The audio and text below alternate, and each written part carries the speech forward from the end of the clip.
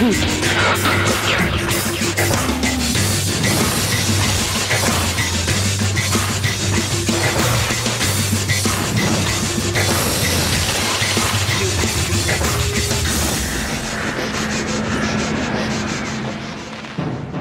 1986 and Australia's West is booming, led by tycoons like Alan Bond, Robert Holmes à Court, Lang Hancock. The West Australian capital Perth seems to be set for a long run of prosperity. I'm Steve Liebman, and 3 years earlier, just offshore here in Fremantle, our 12-metre yachtsmen are revelling in the glory of their famous America's Cup win. But the dark underbelly of this thriving city is soon to be exposed by two shocking crimes. One will remain unsolved for 15 years, in fact, until a dedicated young police officer makes a remarkable breakthrough.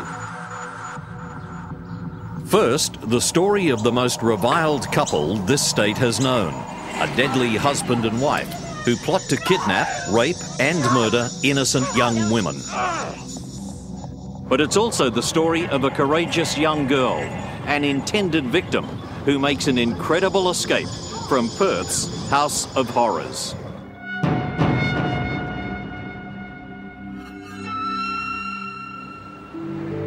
In late 1986, there's a growing sense of unease in Perth as several young women mysteriously disappear. Fremantle-based Detective Sergeant Paul Ferguson is handed a missing persons file prepared by the Major Crime Squad on 22-year-old Mary Nielsen, who disappeared on her way home from work. And it was totally out of character of this girl and a number of the other girls. So as a result, the Major Crime Unit were looking at the possibility of a person or a number of people that were kidnapping these girls and consequently murdering these girls. 22-year-old Mary Nielsen has been missing since early October. Her car dumped in a car park opposite Perth Police Headquarters. In late October, Detective Sergeant Ferguson receives a call about another missing woman, 21-year-old Denise Brown. She'd been at a friend's place in Coolbellup. She'd left there, she was heading off home and she hadn't arrived home. And this had happened on the Saturday, and I got the phone call on the Sunday. So we were very fortunate as much as we got early warning in relation to this young lady, being Denise Brown. At the end of that Sunday, I was fairly certain through gut feeling, and I mean, policemen need to work on gut feelings. But as a result of speaking with the mother and all the friends, I was relatively certain that this was out of character for Denise Brown and that she was subject of foul play.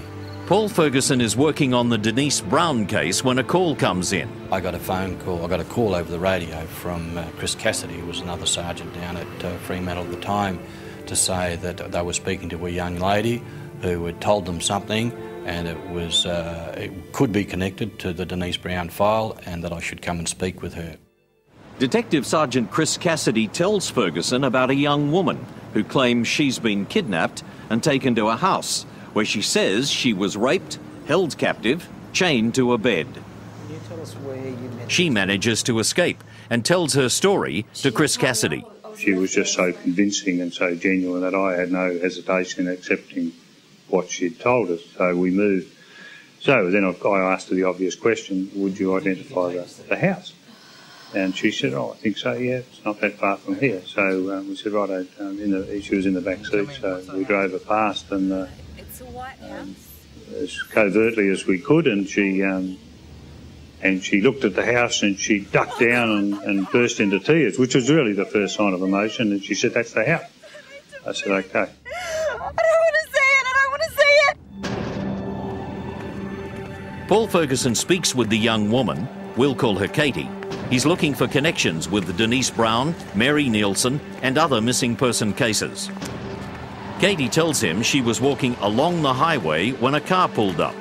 A woman called her over and asked the location of a particular street, which just happened to be the street where Denise Brown lived. Katie was then grabbed and pulled into the car. The woman was armed with a knife. Katie's story and the Denise Brown connection spur police into action.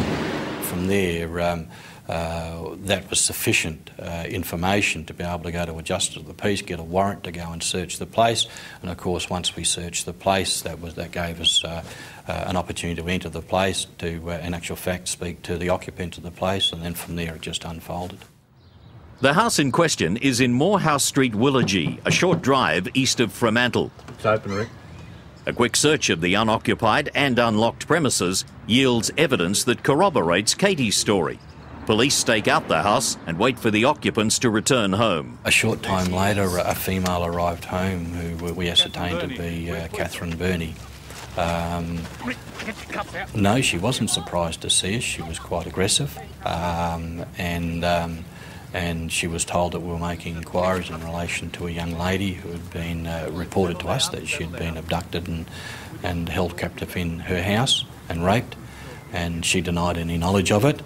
I know nothing. As a result of speaking with her, she told us that she lived at that address with a male person by the name of David Birnie. She told us that they weren't married, but she had changed the name by deed poll to his name. David Birnie worked at a wreckers yard close by, and a couple of people were then sent out to speak with him and bring him back to the office. David and Catherine Birnie had first met and become a couple in their teens, but they gradually drift apart, later marrying other partners and having their own families. David Birnie spent some time working in the stables of Perth trainer Eric Parnham in the early 1960s. Eric recalls his first impressions. Tell you what, I reckon snow wouldn't have melted his mouth. Because he never done not one thing wrong at my place. And I think I had 2 little kids and a wife. And he could have mucked around, but no, not a word. But there's one incident involving an elderly woman who ran a boarding house for apprentice jockeys. She claims that Birnie tried to rape her. I said, tear it up, he's a runt. I said, you'd step on him and it'd kill him.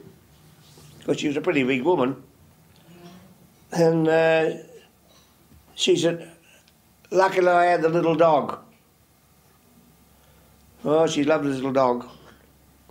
And apparently, when he was going through the window and she slammed the window, the little dog was on the window too. And Tom Shaw was next door in those days, in the house, and he could hear the dog. He was going mad. To this day, Parnham still has a bank book that David Birnie left behind when he suddenly departed the stables. In the early 1980s, David and Catherine Birnie meet up again and begin living together. David Birnie tells Catherine of his desire to participate in group sex. How can it be great? Catherine tries to entice a female friend to join them, but she declines. Then they begin to look further afield for women to participate either willingly or unwillingly. And that was what they were planning to do with Katie, the young woman who later escapes. Look. Yeah, I saw her. What do you reckon?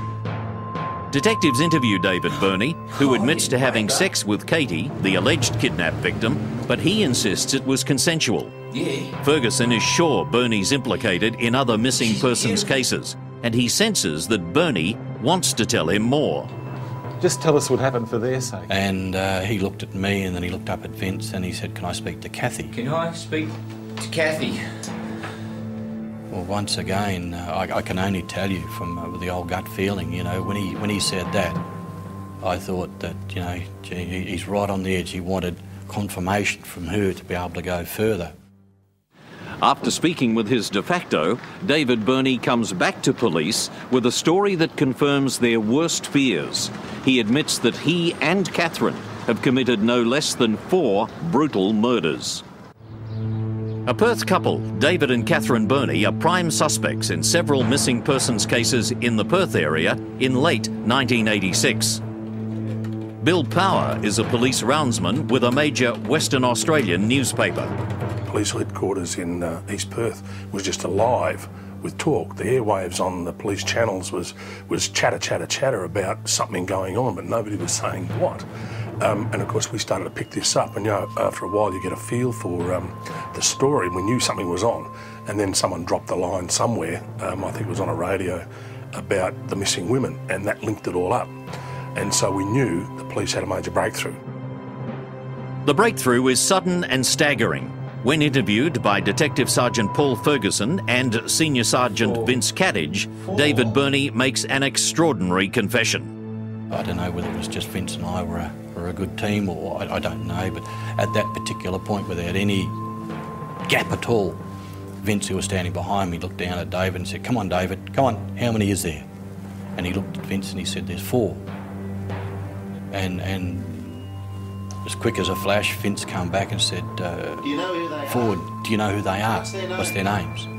And he named the 4 girls. Mary Nielsen, Sue Candy, Nolly Patterson, Denise Brown. Well, of course, we were aware of Denise Brown, we were aware of Mary Nielsen, but the other 2 names we weren't aware of at all. So things sort of just snowballed from there. David Birnie agrees to take police to where the bodies are buried.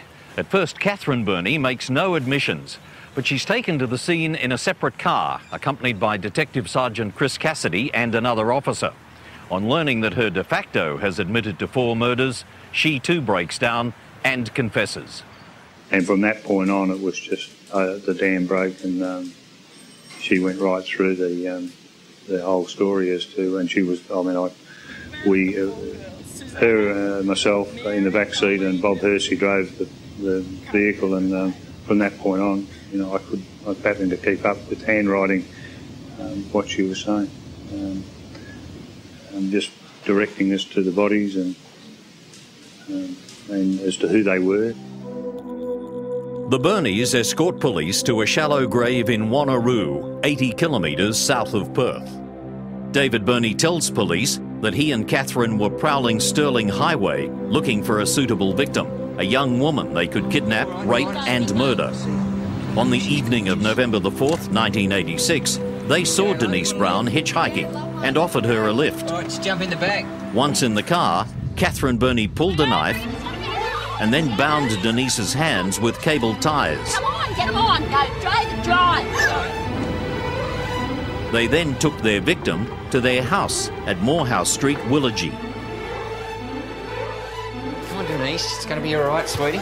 No, we're just going to make... She was forced to remove clothing and jewellery. Take a photo, come on, sweetie.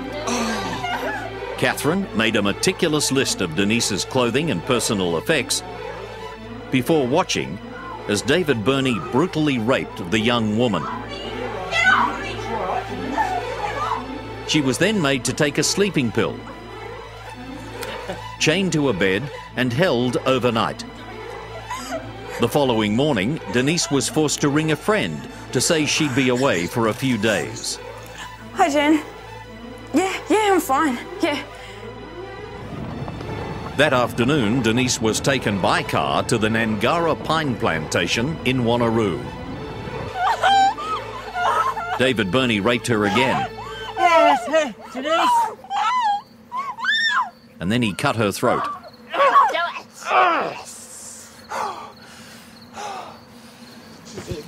He dug a shallow grave and threw Denise into it and began to fill it with sand. When Denise was hit by the sand, she suddenly inhaled and sat up. She wasn't dead. Whether she was unconscious or whether she was lying doggo to try and save herself, she was put into the grave site. She laid there. Both David and Kathy told us that their words freaked them out. David had an axe in the boot of his car. He ran to the boot of the car, got the axe, and the back of the axe he actually hit her in the head on 2 occasions to kill her. Birnie now agrees to take police to the other 3 bodies, buried here in a forest at Glen Eagles.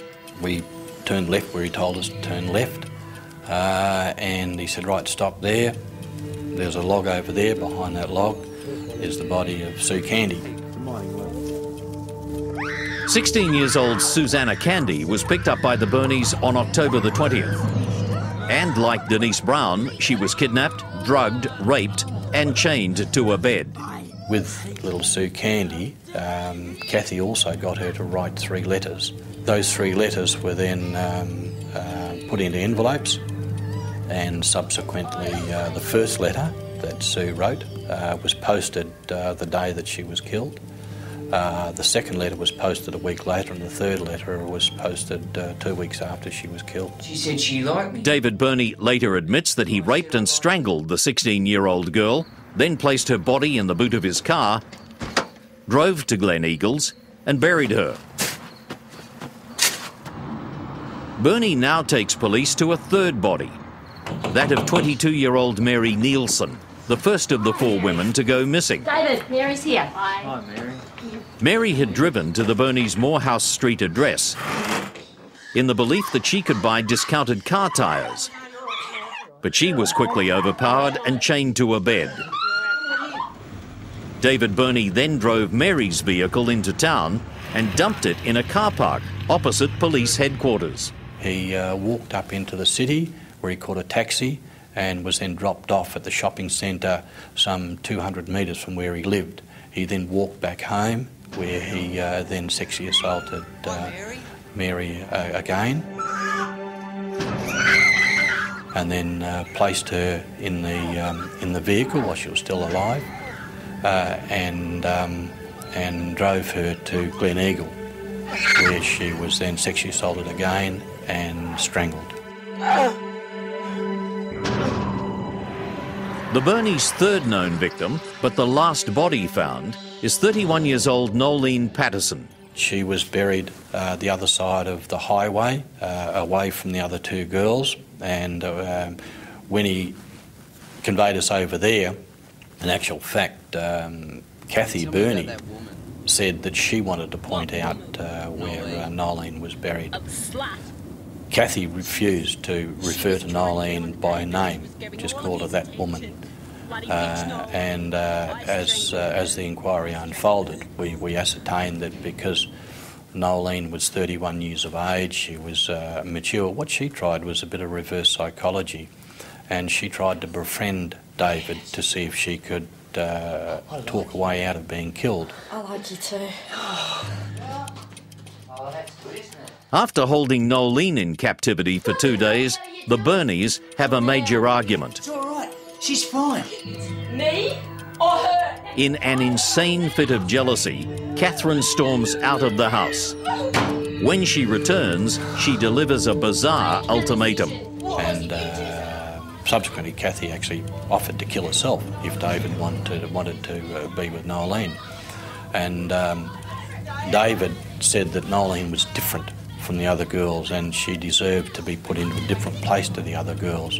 She was in actual fact buried with her knickers still on and, as I say, away from the other 2 girls. But Kathy was the first one to point to Nolene's grave. In actual fact, when she walked up to the grave, she actually spat on the grave. The relationship between David and Catherine Birnie is clearly sick and twisted. But what is it that has taken them over the edge and into murder? Kathy, I would say, was the principal organiser of this whole thing, in as much as she had a belief that women were put on this earth to look after men and service men and do what men wanted, and that she believed that David had been hurt by women, so therefore women should pay. She had absolutely no qualms at all of killing women.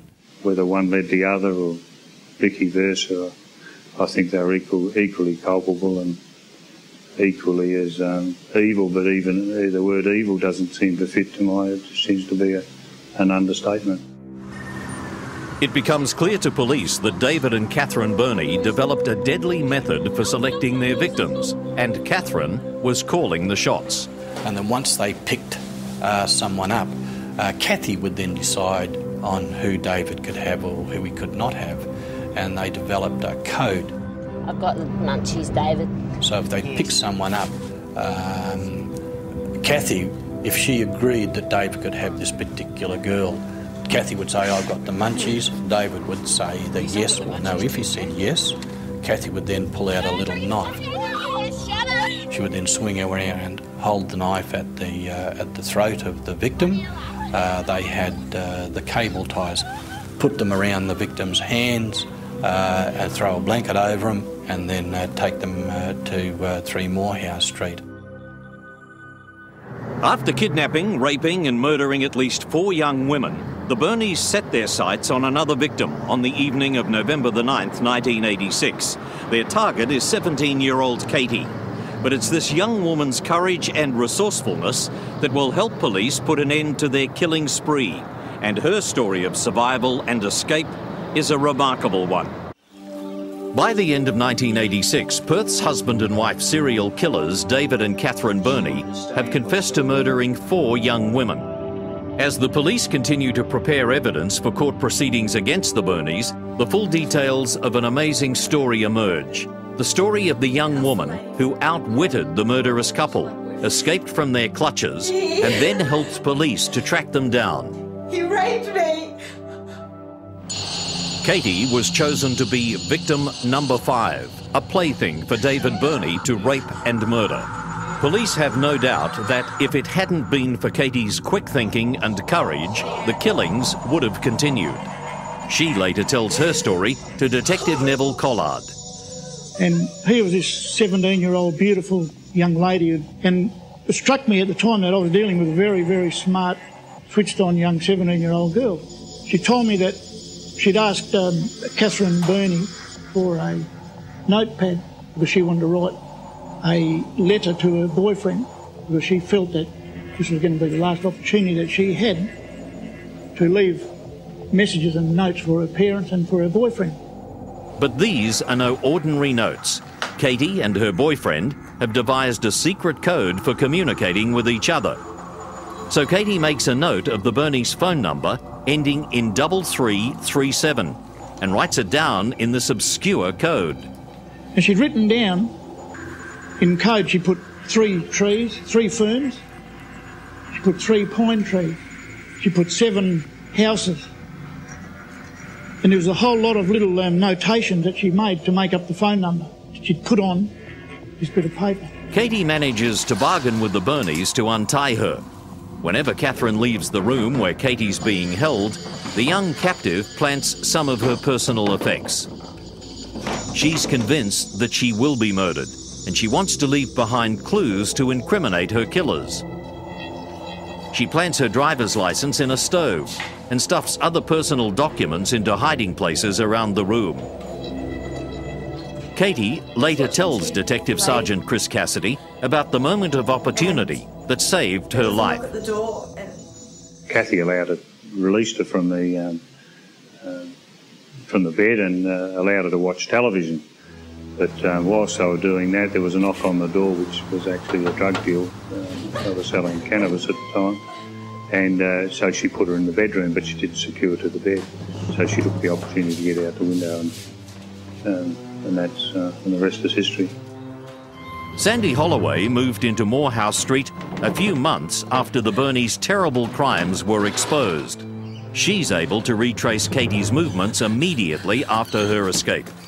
The young girl broke out of this window here in the front and just grabbed the opportunity to do so and went down. She knocked on a couple of doors down the street, nobody home, ran right down and up the laneway. Burst into this delicatessen and I was just screaming and waving my arms around and telling them, you know, what had happened to me, and they didn't believe me. And why would people believe me? It's too much. A search of the Morehouse Street property corroborates Katie's story. She said that she was given a sleeping pill, which she spat out. That pill was in actual fact found on the floor in the bedroom. She said that she had been chained up and locks had been used, and there was numbers on the locks. We found some chains and some locks with numbers on them. So there was a lot of evidence found that was subsequently used at the court but also corroborated the story given by the young lady.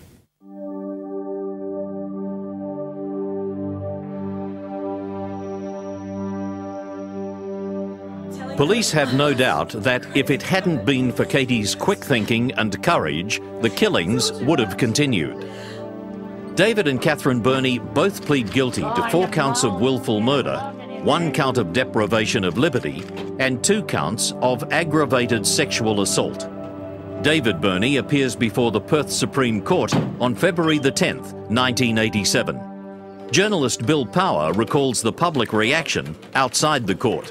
It was quite amazing scenes.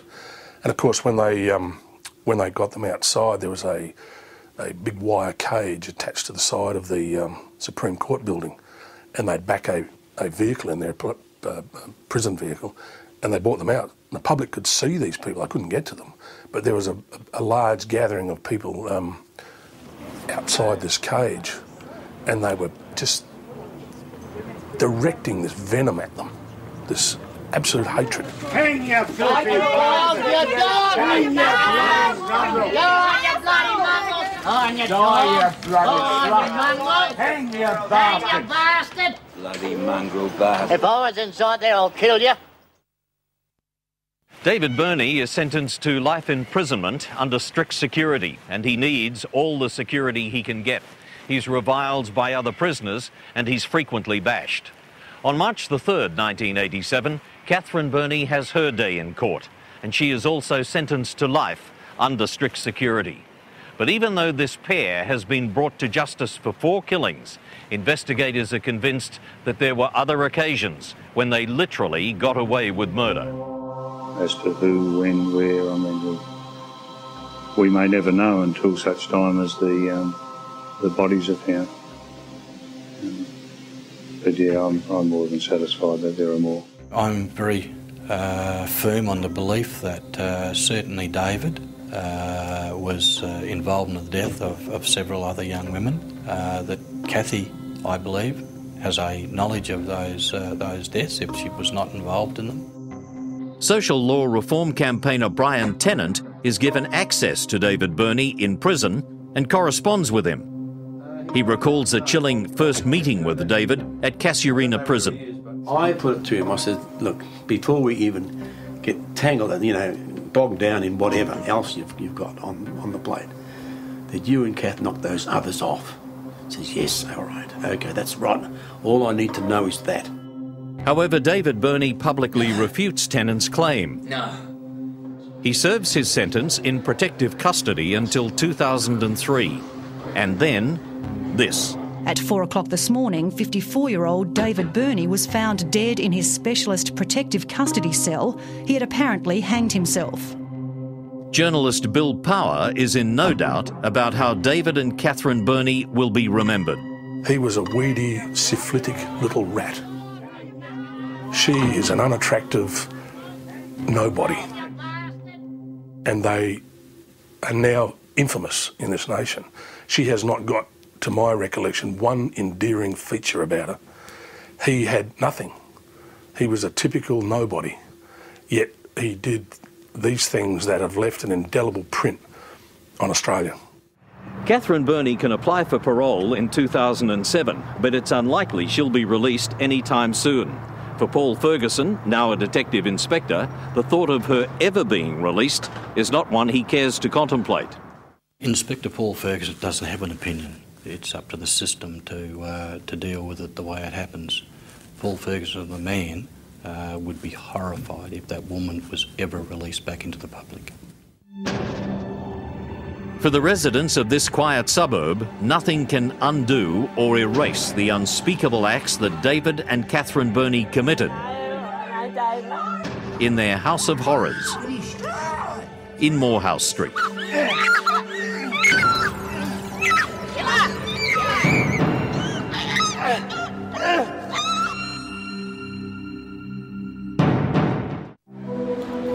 On a steamy summer night in 1986, in the northern Perth suburb of Leederville, a call girl is murdered in one of the most violent and bloody crimes the city has ever seen.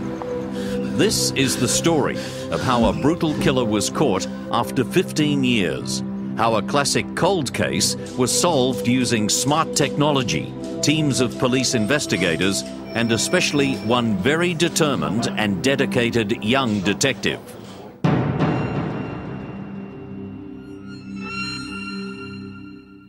After midnight in the suburbs of Perth, all is quiet.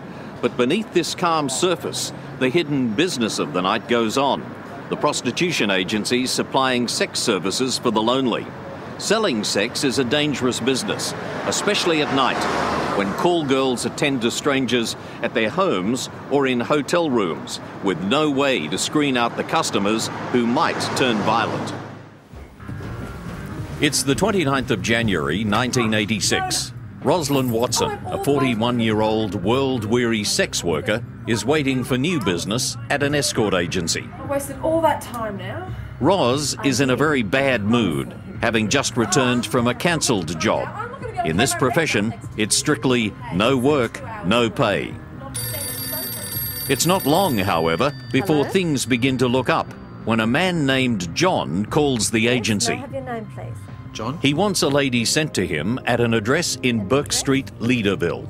He says he'll need her for 3 hours. And your number, John? The agency manager asks John for his phone number and calls him back.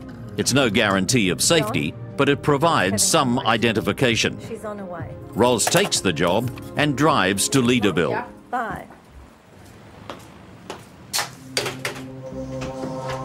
John? G'day, come in. Got a phone? On her arrival, she follows standard procedure and phones the agency. She also tells them there's a problem. John is searching for his wallet. Found it yet, mate? The golden rule in this game, always get the money first. Hurry up, please, mate. She waits on the line while he searches, getting more and more irritated.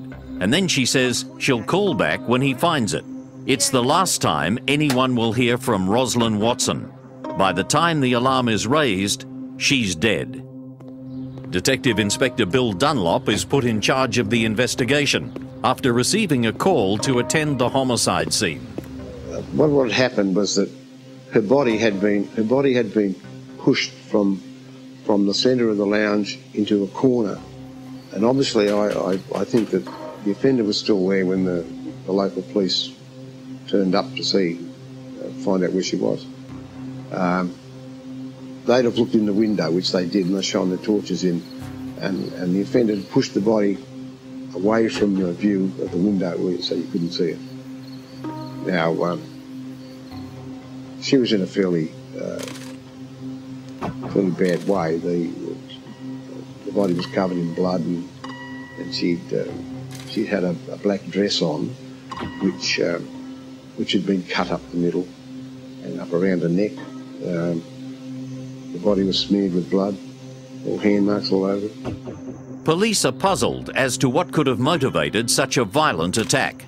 Forensic pathologist Dr. John Hilton is called in. Yeah, well, at the time I think it was fairly obvious it wasn't the usual run-of-the-mill domestic murder. It was, if you can call it an attack, vicious. It was certainly a vicious attack. It appeared even at that time as if there was a psychosexual motive to the killing. There was the possibility of sadomasochistic sexual practices being performed. Detectives have no witnesses and few leads. They do have some forensic evidence, including a knife in a kitchen drawer carrying traces of blood, later identified as the murder weapon. There's also a leather bootlace binding Ros's hands, on which the police lab later finds traces of motor oil. It wasn't entirely clear initially just what was implied by the scene, but it appeared that her wrists were tied together, more tethered together than tied together. There was loops of a leather thong around each wrist, but there was a fair separation of the two wrists. In fact, one was in front of her, the other one was behind her back. You couldn't see it. There was a lot of blood smearing in the body, in all parts of the body. There was a series of penetrating wounds to her left breast in particular, at least one of which had gone right through the breast and had come out the other side and impinged on her arm. They find a wine glass, some cigarette butts, and even a few hairs. But this is 1986, and the science of extracting and identifying DNA evidence from a crime scene has not yet been developed. There are no useful fingerprints, but there is a palm print near the side window where the killer entered the house. We examined that side window and we found on the window an indent of like jeans or clothing, because the window had been painted with a white paint, and you could see where someone had put their feet down the ground, put their backside on the window ledge and got in through that window, which was open at the time, even though the blind was pulled down. Fingerprint expert Detective Greg Walker attends the scene and finds a partial print on the window. Interdigital print, which is a palm print, was off the point of entry, and just from its location and the way it was facing, we knew, I knew that the print was from the point of entry, and the person had been climbing in through the window. Detective Walker is in no doubt the palm print belongs to the murderer. The only way police can try to match the palm print with prints on police files is to compare them manually. It's a monumental task, as fingerprint expert Barry Fay explains. Yeah, actually, it was impossible in those days to identify a sole palm print without any backup of fingerprints to search. There were systems in place, special systems. They used to call them singles, where fingerprints were all cut up one by one of well-known people and filed away, unclassified to such a degree that a single fingerprint could be filed and found. But with palm prints, you couldn't do that. Palm prints covered a multitude of patterns. They could be wall patterns, arch patterns, loop patterns, whereas a fingerprint only had the one type of pattern. So therefore, palm prints were no value to a fingerprint man until it actually had a good suspect to check. With no obvious suspects, police now look into Roz's background. They find no enemies, nothing. They interview the owner of the house, who's been on holiday, but she has no information. They comb the area, door knocking. The neighbours have heard nothing. As the murder continues to make headlines, police get helpful calls from the public, including one from a woman who says her ex-husband, an itinerant mechanic named Alex Mackenzie, could be the killer. She says she's been with him to the house to buy a car a month or so before the murder. Mackenzie now lives in a caravan park not far from the murder scene, and the investigators decide to pay him a visit. He was fairly well hungover and just denied ever leaving the caravan. I never moved. We had a barbecue, drank quite a lot of beer. I never moved. I was with my friend all night. And we got a statement of that effect from him, that he hadn't left the caravan that night, and his friend corroborated. Police are convinced the killer has some connection with the house and knew the phone number there, as Alex Mackenzie does. Detectives continue to interview various tradesmen and delivery people, but despite launching a massive investigation, they have no positive leads, and the murder inquiry comes to a dead end. That's where the story would have ended, with a brutal killer on the loose, free to strike again. However, the tenacity of a smart and enthusiastic young cop and some powerful new technology will break open the case, but not for another 15 years. The body of Rosalind Watson, with 27 stab wounds, has been found in a vacant house in the Perth suburb of Leederville. But there's no motive, no witness, and no definitive suspect. All police have to go on are a few scraps of evidence, including an unidentified palm print. Her killer remains free, and the case turns cold. Detective Inspector Bill Dunlop, heading the investigation, remains frustrated. I was quite happy to have the file go to the coroner. There comes a point in an investigation where you do exhaust all avenues of inquiry, and you've got to move on to other things. And that's what you do. You wrap the inquiry up and put as much as you can there together in the event that something else will come up. And that's exactly what happens. But it'll take 15 years before the file into Rosalind Watson's murder is reopened. Early in 2001, a massive new computer system is introduced that can store all police fingerprints from around Australia. It has the ability to compare large numbers of whole palm prints. About 1 million or so palm prints were fed into the computer on their database, and latent matching began. There were a number of cases in every state where only palm prints was the evidence that was forthcoming to solve it. Scott Higgins, a young detective on the Major Crime Squad, is there when a breakthrough is made. Okay, they were prioritising a lot of their work back at that stage because it's a fairly labour-intensive job, and they were getting out all the cold cases, as in all the unsolved. We've got our files in our office, they've got their files from the forensic side of things, and they were looking at the old cases, ones which had been around for a while and ones which had a possible chance of getting something out of it, and this was one of the ones. And so they fed this one through and they got the result. Detective Higgins is working one morning when a group of excited investigators arrives. And it was the fingerprint division people who came up to Curtin House, the CLB headquarters, saying, "We've got a hit for you, we've got a hit for you."